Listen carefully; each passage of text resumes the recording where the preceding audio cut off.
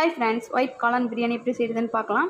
அதுக்கு தேவையான பொருள்: ஒரு மீடியம் சைஸ் வெங்காயம், தக்காளி, புதினா, கொத்தமல்லி தழை, பச்சை மிளகா, தேங்காய் பால். இப்போ நான் ஒரு பாக்கெட் காளான் எடுத்திருக்கேன்.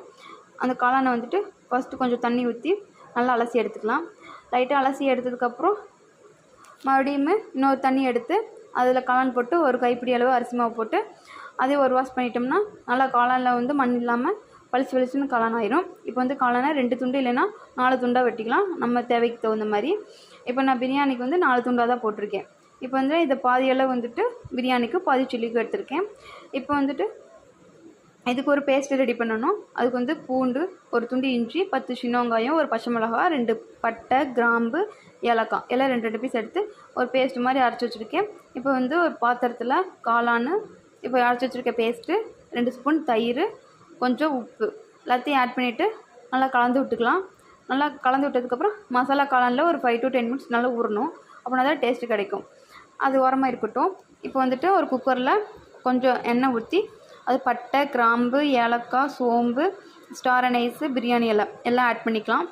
ஆட் பண்ணிவிட்டு நல்லா கலந்து விட்டுட்டு 2 பச்சை மிளகாய் ஆட் பண்ணி நல்லா பொரிஞ்சதுக்கப்புறம் இஞ்சி பூண்டு பேஸ்ட்டு 1 ஸ்பூன் ஆட் பண்ணிக்கலாம்.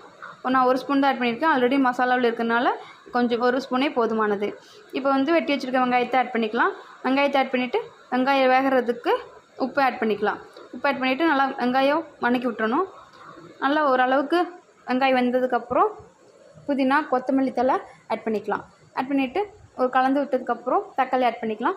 தக்காளி வேகிறதுக்கு லைட் உப்பு ஆட் பண்ணிவிட்டு தக்காளி வெங்காயம் நல்லா வதங்கி வரணும். நல்லா வதங்கினதுக்கப்புறம் நம்ம மேரினேட் பண்ணி வச்சுருக்க காளான் கலவையை உள்ளே ஆட் பண்ணிக்கலாம். உள்ளே ஆட் பண்ணிவிட்டு அதையும் நல்லா கலந்து விட்டுக்கணும். நல்லா கலந்து விட்டுட்டு ஒரு 5 to 10 மினிட்ஸ் மூடி போட்டு மூடி வச்சிடலாம். நல்லா காளான் வந்து லைட்டாக வெந்து வந்திருக்கும். ஒரு அரை வேக்காடு வந்ததுக்கப்புறம் நம்ம எடுத்து வச்சுக்க தேங்காய் பாலை ஆட் பண்ணிக்கலாம். நான் 2 டம்ளர் அரிசி எடுத்துருக்கேன். அதுக்கு வந்து 1 டம்ளர் தேங்காய் பால், 1 டம்ளர் தண்ணி ஊற்றிருக்கேன். உங்களுக்கு எப்படியோ கூட்டி குறைச்சி ஆட் பண்ணிக்கலாம். இப்போ தேங்காய் பால் ஊற்றி கொதிச்சதுக்கப்புறம் நம்ம எடுத்து வச்சுருக்க அரிசியை உள்ளே ஆட் பண்ணிவிட்டு உப்பு செக் பண்ணிக்கலாம். உப்பு செக் பண்ணிவிட்டு எனக்கு உப்பு பத்தல, அதனால் கொஞ்சம் உப்பு ஆட் பண்ணியிருக்கேன். நீங்கள் கூட்டியோ குறைச்சோ ஆட் பண்ணிக்கலாம். இப்போ மூடி போட்டு ஒரு விசில் வச்சு ஒரு 3 to 4 விசில் வச்சுக்கலாம். வச்சு பார்த்திங்கன்னா சூப்பரான ஒயிட் காளான் பிரியாணி ரெடி ஆயிடுச்சு. அதை வந்து ஒரு பவுலில் ட்ரான்ஸ்ஃபர் பண்ணி சர்வ் பண்ணிக்கலாம். இந்த வீடியோ உங்களுக்கு பிடிச்சிருந்துச்சுன்னா மறக்காமல் லைக் பண்ணுங்கள், கமெண்ட் பண்ணுங்கள், ஷேர் பண்ணுங்கள், சப்ஸ்கிரைப் பண்ணுங்கள். Thank you friends.